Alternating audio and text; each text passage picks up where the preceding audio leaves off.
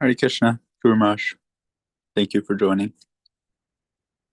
Hare Krishna, Rasanand Prabhu. I'll begin with Kirtan, if that's all right.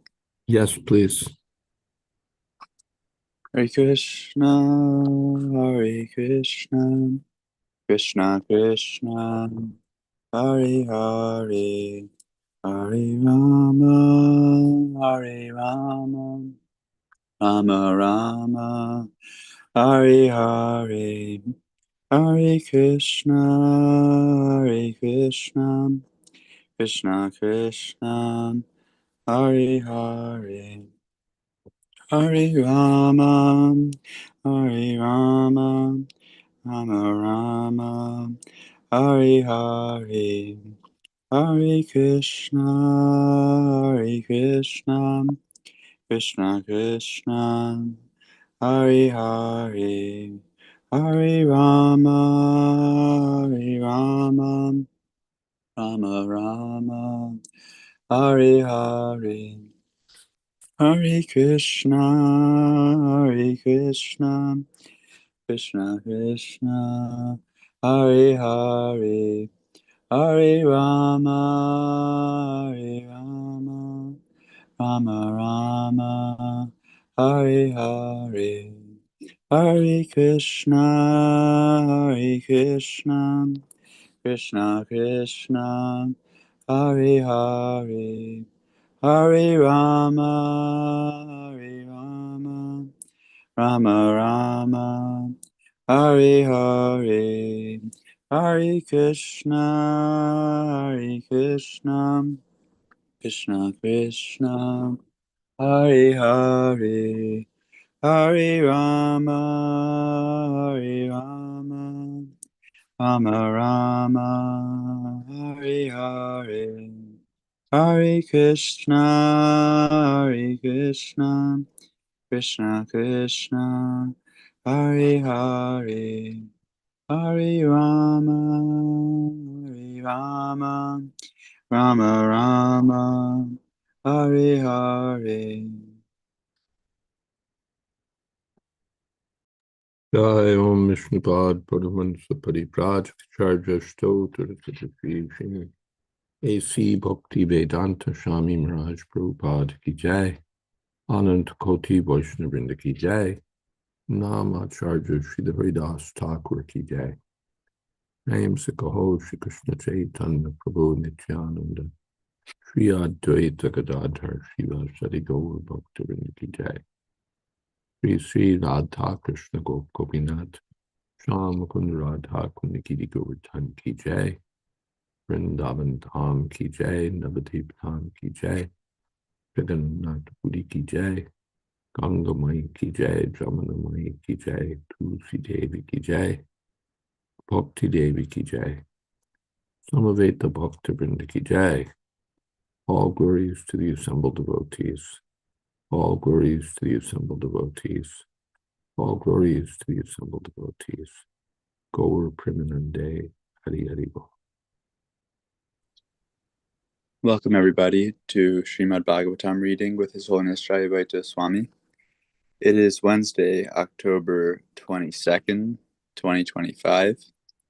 We're beginning with Srimad Bhagavatam 4:22:51. Om Namo Bhagavate Vasudevaya. Om Namo Bhagavate Vasudevaya. Om Namo Bhagavate Vasudevaya. Guru Maharaj, would you like to begin?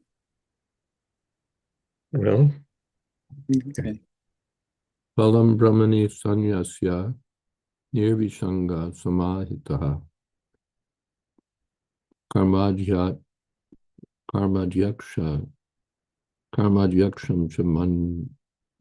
Chamanvana Atmanam Prapate Param.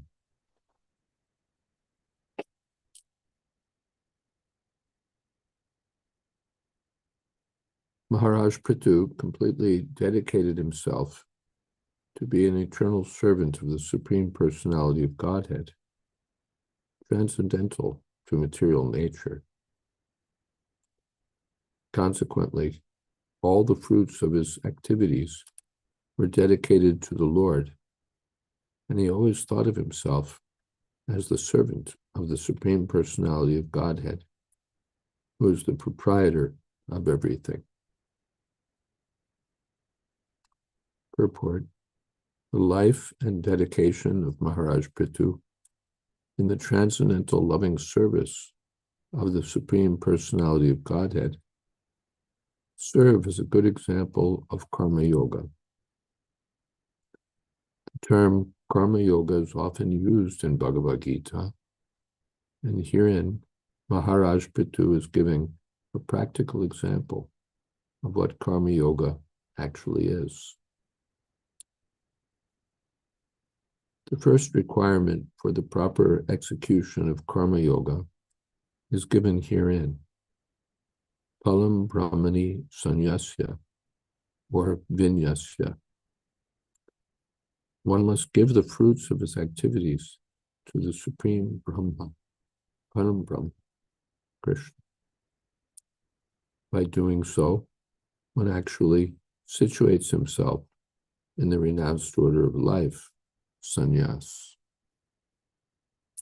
As stated in Bhagavad Gita, giving up the fruits of one's activities to the Supreme Personality of Godhead is called sannyas. Kamyanam karmanam nyasam sannyasam kaliyo viduhu sarva karma palatyagam prahustyagam vichakshanaha. To give up the results of all activities is called renunciation, tyag, by the wise. And that state is called the renounced order of life, sannyas, by great learned men. Although he was living as a householder, Prithu Maharaj was actually in the renounced order of life, sannyas. This will be clearer in the following verses.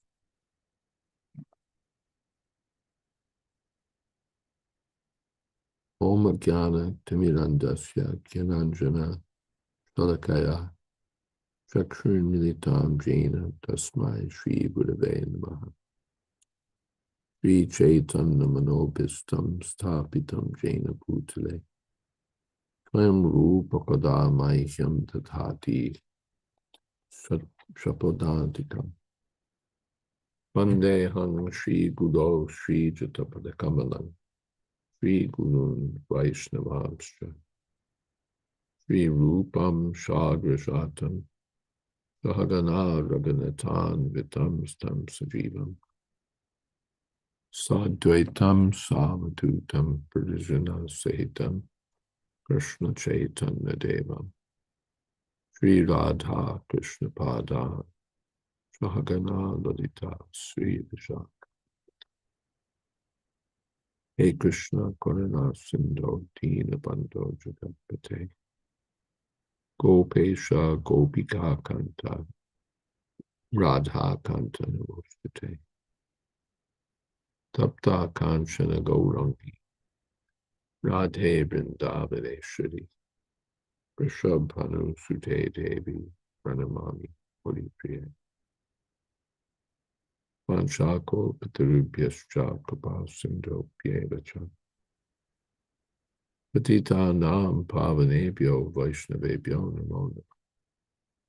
Shri Krishna Chaitanya Prabhu Nityananda Shri Advaita Gadadhar Shivasari Gaur Bhaktivinoda Hare Krishna Krishna Krishna Hare Hare Hare Ram Ram Ram Hare Hare. So, Palam Brahmani Sanyasya Anashrita Karma Palam Paryam Karma Karoti Asa Sannyasi in the Bhagavad Gita. Person who performs prescribed duties but is not attached to the results of his activities is called a sannyasi. Brahmanyadhaya karmani sangam tyakva karotiya. Lipyate nasapapena padmapatramivambasam.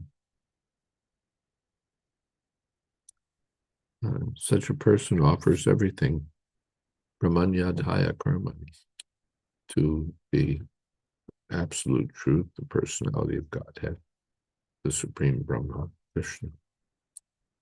And Sangam Tyaktva Karoti. He gives up all attachment for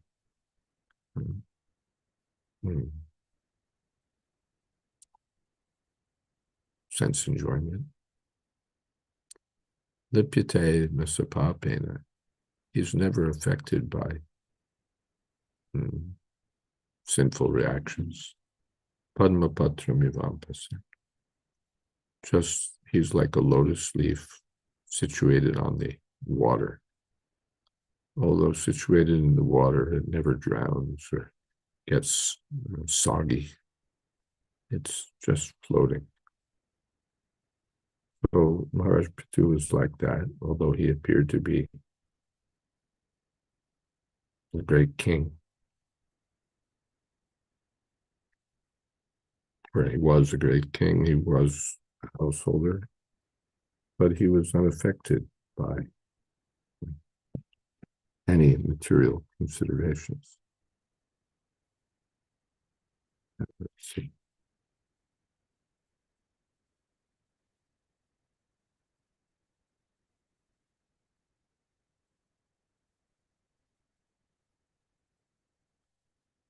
The word nirvishanga, uncontaminated, is very significant because Maharaj Prithu was not attached to the results of his activities. In this material world, a person is always thinking of the proprietorship of everything he accumulates or works for. When the fruits of one's activities are rendered to the service of the Lord, one is actually practicing karma yoga. There's a misconception, or there's a question when Krishna says that he's unattached to the results of his activity. One may take it that one just acts and he doesn't care about the outcome. The outcome is of no interest to him. And that's a sort of awkward understanding.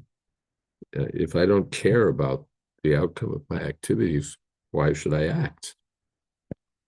Why am I acting at all? One answer is that one acts just as a matter of duty. Karyam karma karotiya. Whatever the outcome, this is my duty. And another answer is that he may be interested in the outcome, but not for his own sense gratification. If he's doing something, he tries to make it successful. He doesn't do it with no interest, but he does it without a personal interest for sense gratification. He's just acting to please Krishna.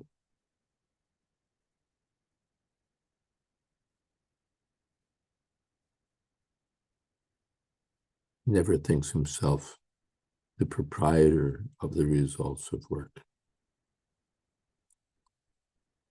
Anyone can practice yoga, but it is especially easy for the householder who can install the deity of the Lord in the home and worship him according to the methods of bhakti yoga. This method includes 9 items: hearing, chanting, remembering, serving, worshiping the deity, praying, carrying out orders, serving Krishna as friend, and sacrificing everything for him. Shravanam, Kirtanam, Vishnu, Smaranam, Padasevanam, Archanam Vandanam Dasyam Sakhyam Atmanivedanam. These methods of karma yoga and bhakti yoga are being broadcast all over the world by the International Society for Krishna Consciousness. Anyone can learn these methods simply by following the examples of the members of the society. In one's home or in a temple, the deity is considered proprietor of everything, and everyone is considered the deity's eternal servant.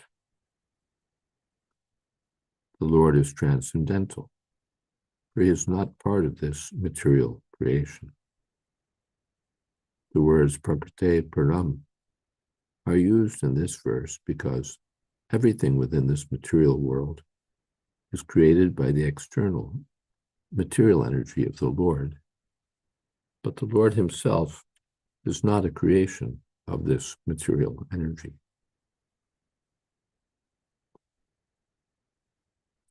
The Lord is the supreme superintendent of all material creations, as confirmed in the Bhagavad Gita. Ayadhyakshena prakrite prakriti suyate sacharacharam hetunanena kaunteya jagat viparivartate. This material nature is working under my direction, O son of Kunti, producing all the moving and non-moving beings. And by its rule, this manifestation is created and annihilated again and again. All material changes and material progress taking place by the wonderful interaction of matter are under the superintendence of the Supreme Personality of Godhead, Krishna. Events in the material world are not taking place blindly. If one always remains a servant of Krishna and engages everything in his service, one is accepted as Jivan Mukta, liberated soul, even during his lifetime within the material world.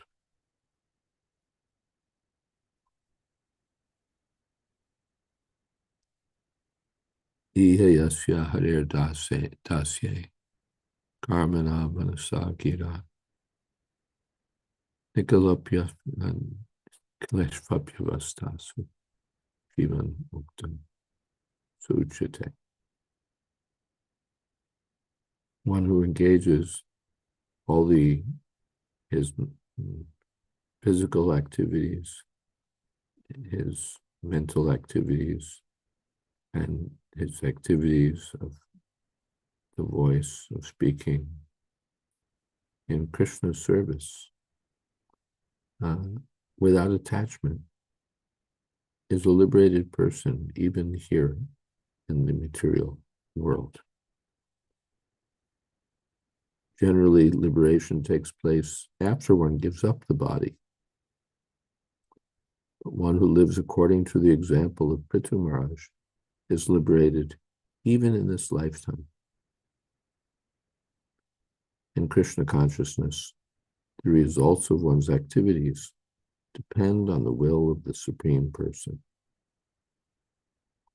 Indeed, in all cases, the result is not dependent on one's own personal dexterity,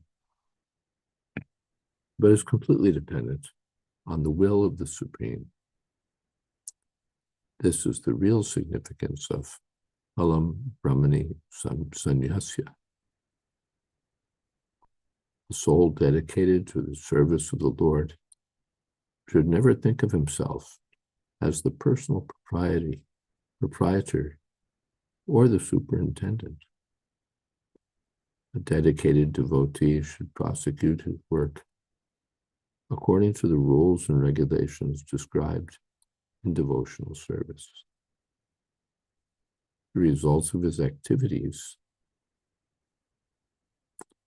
are completely dependent on the supreme will of the Lord.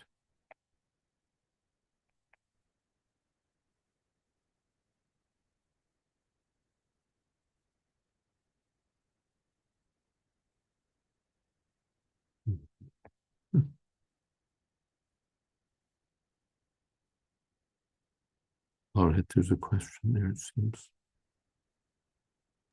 Yes.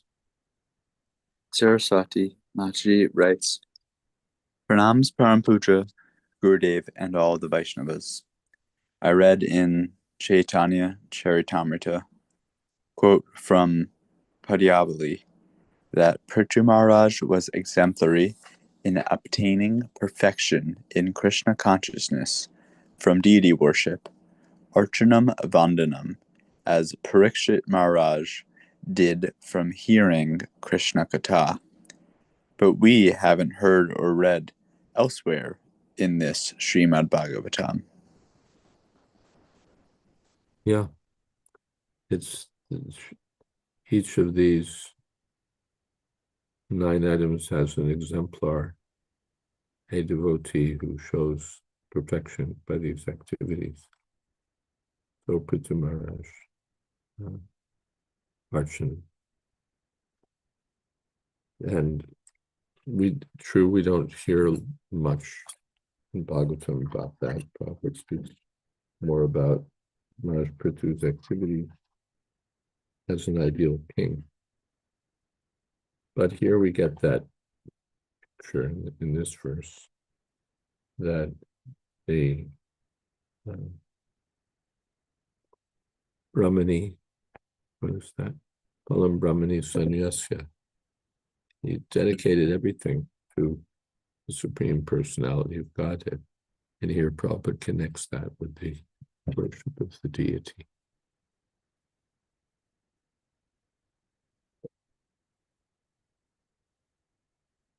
Okay, I don't have more to say about that. Praveen Prabhu writes, even according to Indian laws, the ancient deities are still proprietors of the land they own. Yes. In America, we have corporations. A corporation is a legal person. So a corporation can sue or be sued. But and it's a very interesting sort of person, providing all kinds of advantages to the corporate members. But in India, the deity is also a legal person. He's the ultimate legal person. So his property is not to be encroached upon, legally speaking. Yes.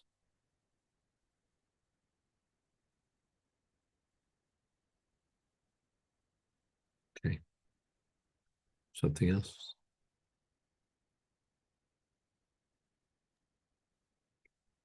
No. Should we pass it to someone else? Yes. Saraswati Mataji, are you available? Text 52. Griheshu vartmanopi sa samrajya shriyanvitah nasa jatindriyarteshu nirhammatir arkavat. Translation. Maharaj Prithu, who was very opulent due to the prosperity of his entire empire, remained at home as a householder. Since he was never inclined to utilize his opulences for the gratification of his senses, he remained unattached, exactly like the sun, which is unaffected in all circumstances. Purport. The word Kreshu is significant in this verse. Out of the 4 ashrams, the Brahmacharya, Grihastha, Vanaprastha, and Sannyas, only a Grihastha or householder is allowed to associate with women. Therefore, the Grihastha ashram is a kind of license for sense gratification given to the devotee. Prithu Maharaj was special in that although he was given license to remain a householder, and although he possessed immense opulences in his kingdom, he never engaged in sense gratification. This was a special sign that indicated him to be a pure devotee of the Lord. A pure devotee is never attracted by sense gratification, and consequently he is liberated. In the material life, a person engages in sense gratification for his own personal satisfaction. But in the devotional or liberated life, one aims to satisfy the senses of the Lord. In this verse, Maharaj Prithu is likened to the sun, Arkavat. Sometimes the sun shines on stool, urine, and so many other polluted things. But since the sun is all-powerful, it is never affected by the polluted things with which it associates. On the contrary, the sunshine sterilizes and purifies polluted and dirty places. Similarly, a devotee may engage in so many material activities, but because he has no desire for sense gratification, they may never affect him. On the contrary, he dovetails all material activities for the service of the Lord. Since a pure devotee knows how to utilize everything for the Lord's service, he is never affected by material activities. Instead, by his transcendental plans, he purifies such activities. This is described in Bhakti Rasamrita Sindhu. Sarvopadi vinir muktam tat parvatvena nirmalam. His aim is to become completely purified in the service of the Lord without being affected by material designations. Om Gyanantimirindasya Gyananjana Shalakayar Chakshuran Militam Yena Tasmai Shri Guruve Namaha. Prithu Maharaj's opulence and vast wealth that he had was obtained from the mercy of Krishna and his devotees, the Vaishnavas, the Brahmanas. This wealth is not the same as the sort of material assets that a karmi may accumulate, which are all under the laws of nature. Srila Prabhupada remarks about the householder and how he is at some liberty to associate with women, but that too is under strict regulations. According to Shastra and the Vedic injunctions, no one is given complete freedom and liberty to mingle with the opposite sex unrestrictedly. We see that in the modern culture, since this is not followed, there's wholesale use and abuse of both sexes, men and women. It's not that it's merely the women that fall victim, but it applies to both, because their whole lifestyle is just based on gratifying the senses to the fullest, to the maximum, and all of that really centers around women, or men for the women. So Srila Prabhupada has called one of the ashrams Grihastha ashram, meaning that though someone is situated in the Grihastha ashram, they are still following the path of spiritual progress, but albeit under regulations. But as Srila Prabhupada has mentioned, there is some license for personal sense gratification there. I'm thinking of also something that Prahlad Maharaj said, because opposite of a Grihastha is a Gremedi, who may be a so-called householder, but they're not following any rules or regulations or any of that. They're just purely following whatever feels right for them, and sense gratification, as I mentioned. So Prahlad Maharaj said, Yan me thunadi gremedi hi sukham hi tucham. So the meager happiness that a Grimedi may obtain through uses of his senses is so limited and so temporary that there's no way to compare that to a bliss that a devotee experiences from rendering loving service to Krishna. You can't really even make a comparison, because one is the devotee is situated on the transcendental platform, the Vasudev platform of pure goodness, whilst the conditional soul is under the grips of the three modes of material nature. And Srila Prabhupada points out about how devotees, especially the topmost pure devotees, never deviate from serving the Lord and trying to please Krishna's senses, because they understand that these senses, this body, the gross material bodies that we have been given by Krishna, are all for rendering this loving service to Krishna. Rishikeshana Rishikesha Sevanam Bhakti Ruchyate. Krishna is the owner of everything. So it's not just merely that we're performing a duty because we're situated as a part and parcel of Krishna, yes, but more so Krishna is more interested in the feeling with which we render service. We know Krishna doesn't need anything. He's fully self-sufficient, Atmaram. He doesn't require that his parts and parcels serve him. But he is more interested that we engage in these loving relationships with him purely through having a service attitude that is not influenced by the modes of material nature, and definitely not driven by some form of personal gain, primarily some form of personal sense gratification. So this is very important to understand what it is that really does please Krishna. And I'm also thinking where it talked about how the sun can never be contaminated or polluted, no matter where it shines on. It could be some contaminated refuse or waste product. But thinking of how Haridas Thakur, similarly, like the sun, devotees also have this power that wherever they may go, they're completely purifying the atmosphere, the people's hearts.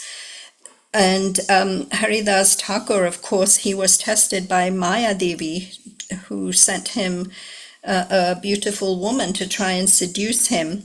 Of course, we know that the result was that because Haridas Thakur's chanting was of the purest kind, full of love, by her hearing his chanting, she became so purified and actually became a devotee. So this is what happens when we are in the presence of pure devotees. They have the ability to purify us, and that's the reason why association with devotees is key to anyone wanting to progress in bhakti. Guru Maharaj, if you would have some comments, corrections. Hare Krishna. Griheshu Vartamanopi Samraja Sriyanvita. He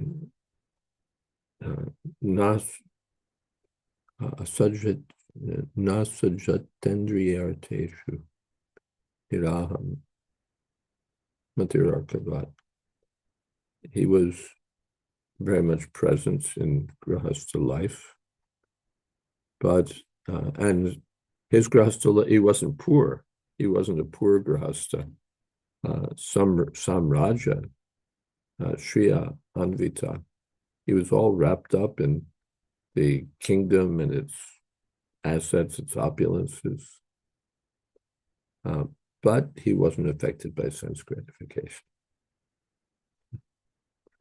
He wasn't affected by sense gratification. Niraham Matihi.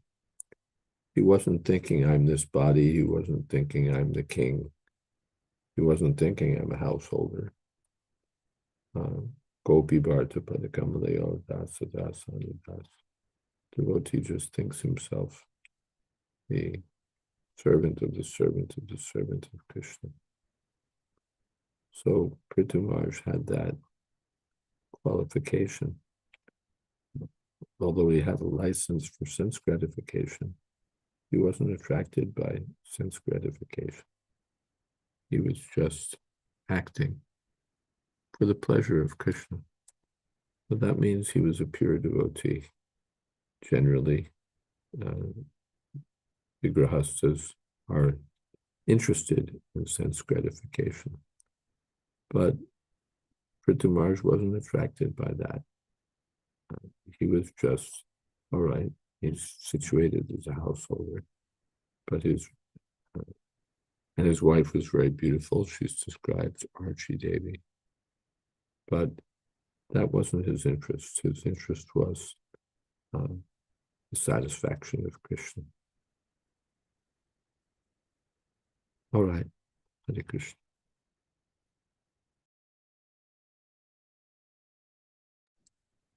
We have something in the chat. Praveen Prabhu writes, statement, a Grihasta welfare team always advise the Grihastas to have nice, happy sense gratification in a regulated way so that the marriage is stable.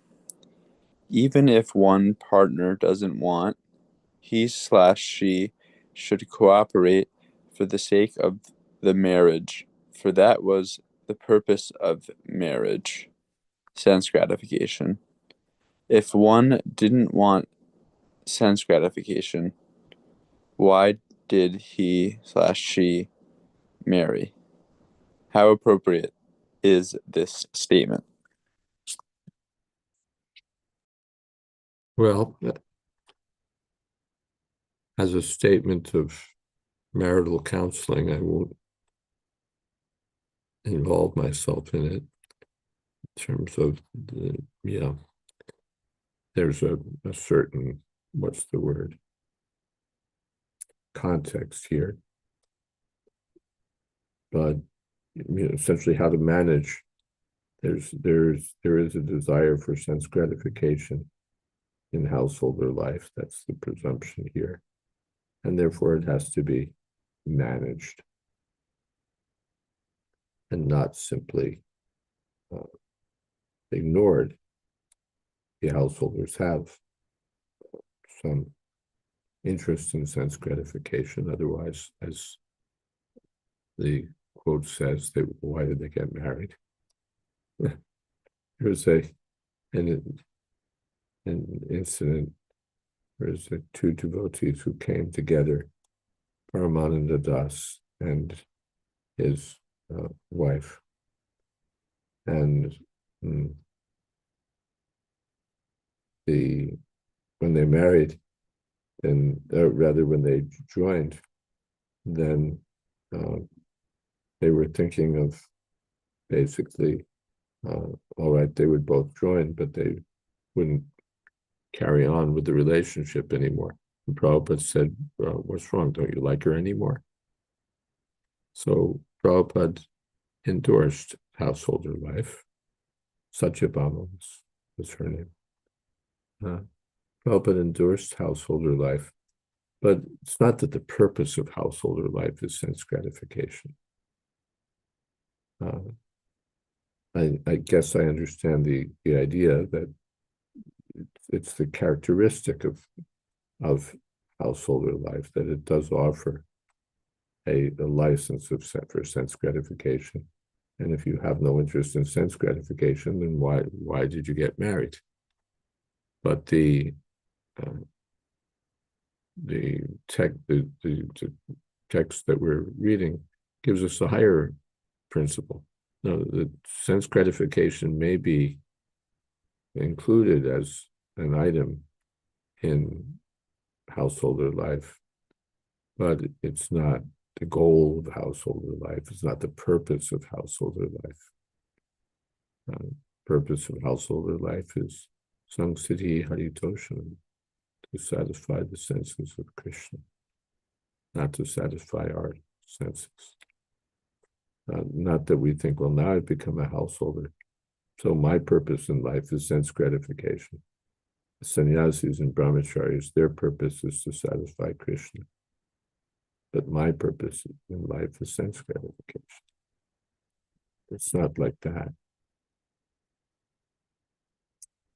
But part of the householder life is sense gratification, and it's one of the duties of householder life is to provide sense gratification. I remember a lecture given by His Holiness Gorgovinda Maharaj in San Diego, and he was going into a fair amount of, well, not deep detail, but shastric detail about this. That yes, it's the duty of the householder to have children and to essentially engage in sense gratification. It's not just what would you say? It's not irrelevant to householder life. This is part of the duty of householder life. The quote you read sort of skirts around or uses sense gratification as a sort of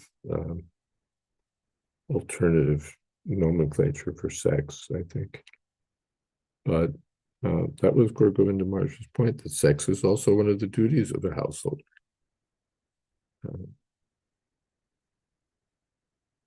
But it's not the purpose of householder life, the ultimate goal of householder life.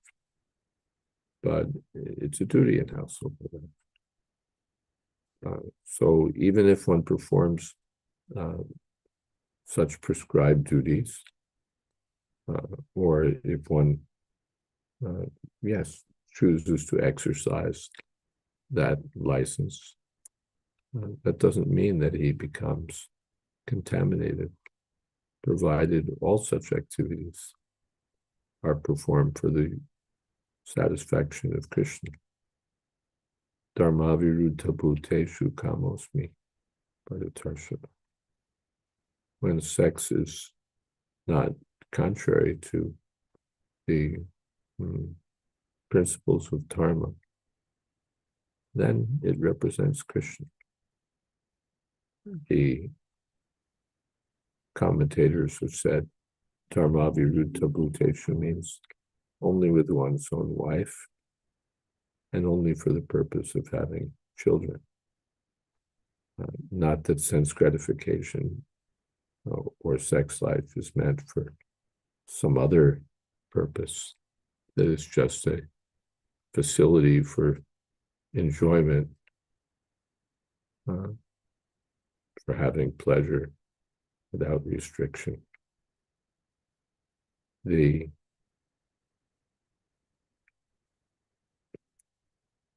idea is that one can have sex for the purpose of having Krishna conscious children, and the senses will get some gratification in that.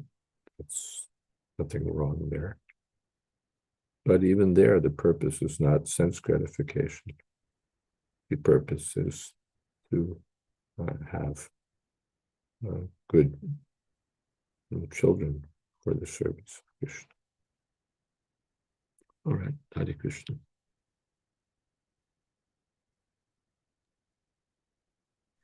For our next text, Naveen Prabhu, are you available? Also, Saraswati Mataji, could you take the chat from now on, please? Yes. Thank you. Text 53. Evam adhyatma yogena karmanyanu samachran putran utpadayam asa pancharchisyatma sumatan. Translation. Being situated in the liberated position of devotional service, Prithu Maharaj not only performed all fruitive activities, but also begot 5 sons by his wife, Archie. Indeed, all his sons were begotten according to his own desire. Purport. As a householder, Prithu Maharaj had 5 sons by his wife, Archie, and all these sons were begotten as he desired them. They were not born whimsically or by accident. How one can beget children according to one's own desire is practically unknown in the present age, Kali Yuga. In this regard, the secret of success depends on the parents' acceptance of the various purificatory processes known as samskars. The first samskar, the Garbhadhana samskar, or child begetting samskar, is compulsory, especially for the higher castes, the Brahmanas and the Kshatriyas.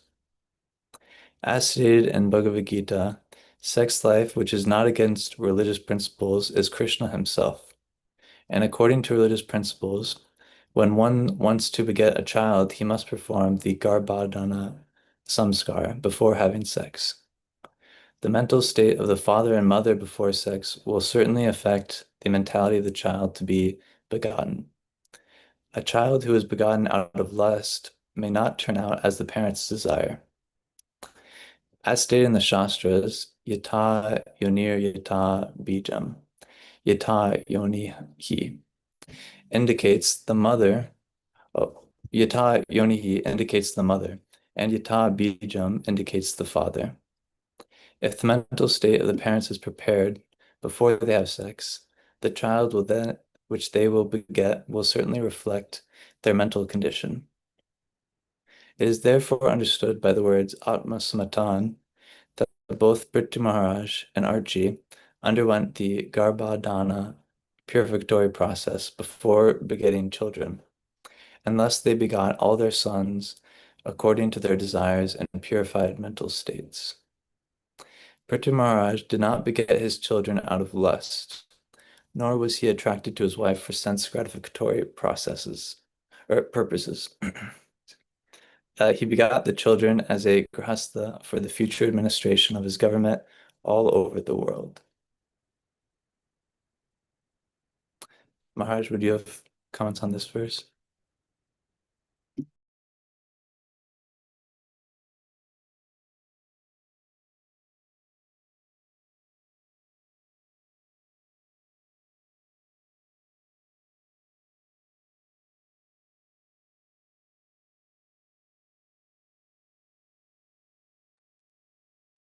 Or if any, yeah, I guess it might be muted if you might be trying. Yes, here we are. Evam adhyatma yogena karmanyanu samachran putran. So he had children. When we hear there was no sense gratification, oh, then they must not have had children. They must have been celibate. But no, 5 children. But Atmasammatan, by his own, they were intentional. Atmasammatan. I remember there, just some comment made in my family about some cousins. They had, let's see, 4 children. And the comment was made about the last one was that they don't know how that one popped out. Means not intentional. And in fact, that son really had a very unusual life, not very happy life. So, not intended. The intention was sense gratification. And despite all best efforts, it seemed there was pregnancy and the birth of a child. But not with Prithu Maharaj. Atmasammatan, both husband and wife agreed that we want to have a child according to religious principles. So they had 5 sons, but not accidentally, not incidentally either. Not that the purpose was sense gratification, and they knew there would be a child, but No, actually, the purpose was to have a child, and the sense gratification was incidental. So, atmasammatan, dharmabhiruddha bhuteshu. Let's see.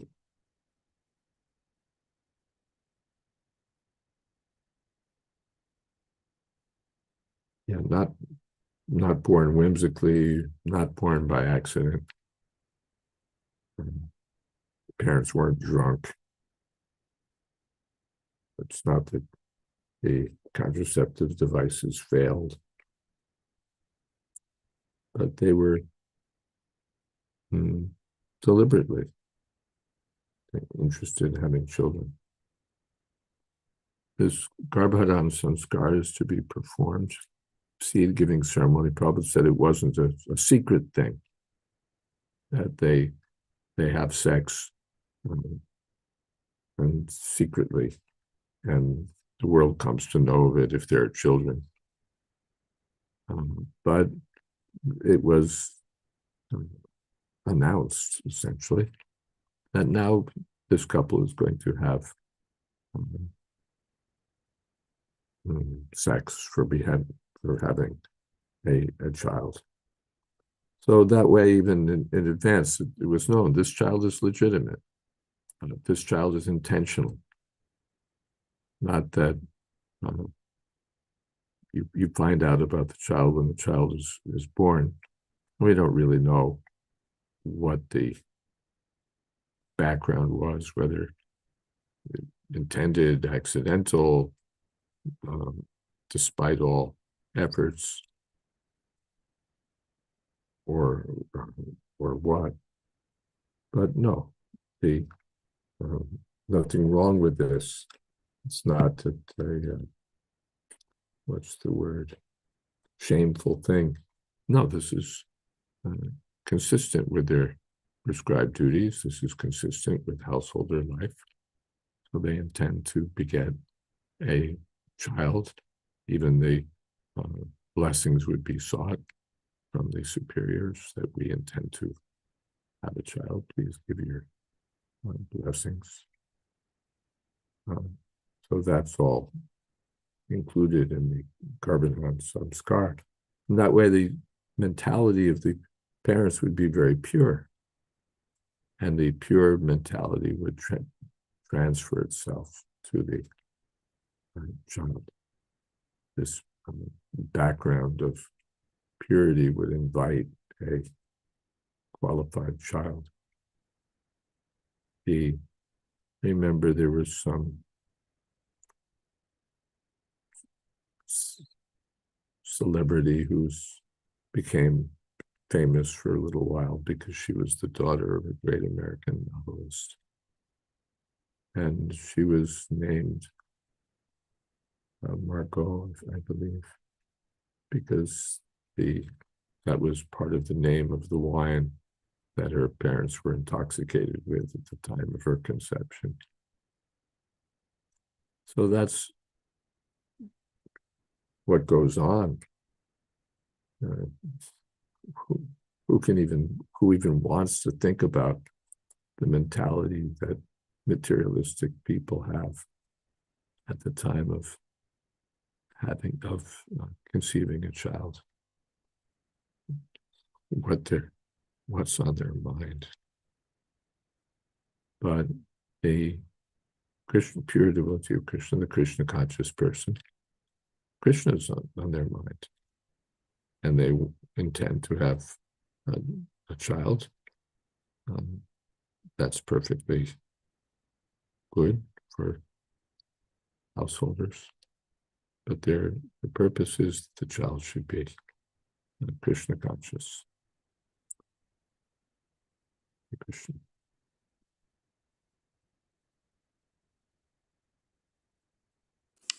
We have something in the chat box from Praveen Prabhuji. Children not begotten out of lust, but isn't sex driven by lust? There can either be sex with lust and intention or sex with lust but without intention.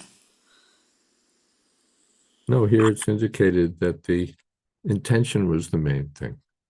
And there has to be desire. Otherwise, how can there be sex? But the desire was not the main thing. The desire for enjoyment was not the main thing. The main thing was, all right, this is part of our life as householders. This is what we're supposed to do. In the account of creation, Lord Brahma, he's busy trying to arrange things so that there'll be progeny, so that the universe will be populated. So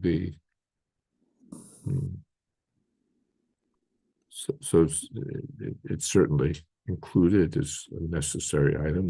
There should be desire, but that desire is not counted as the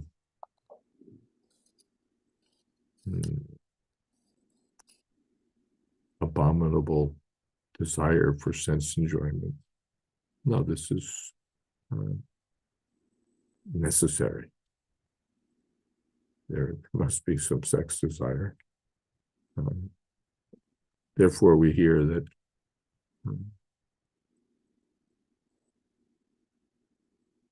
Devahuti, when there was the intention to have a child, then her attendants arranged for her to be very beautiful and attractive. She'd been performing intense tapasya along with her husband. But now it's not time for tapasya, it's time for begetting a child. So the wife should be very attractive. That means there's some arrangement so that there'll be desire. Without desire, why will there be sex? But the desire should all be employed for the service of Krishna. Purpose is to do everything for the pleasure of Krishna. Hare Krishna. Guru Maharaj, we're almost at the end of the time, although I did have a question regarding how we can understand when Diti and Kashyapa Muni, he was in meditation, but, she wanted a child, and so the child was conceived at inauspicious times. Two demons were born, but then how do we understand that? All right, then what about when Hiranyakashipu and Kayadu? I mean, he was a great demon. How did he end up with Prahlad? It's difficult to understand that. Yes, sometimes there'll be a great devotee born of demons, and sometimes there'll be demons born in a devotee family also. So it's not absolute.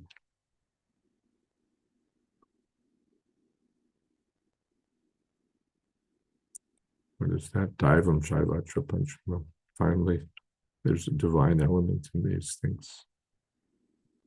The will of the divine, the will of Krishna is the final determinator of everything. All right, let's have that kirtan.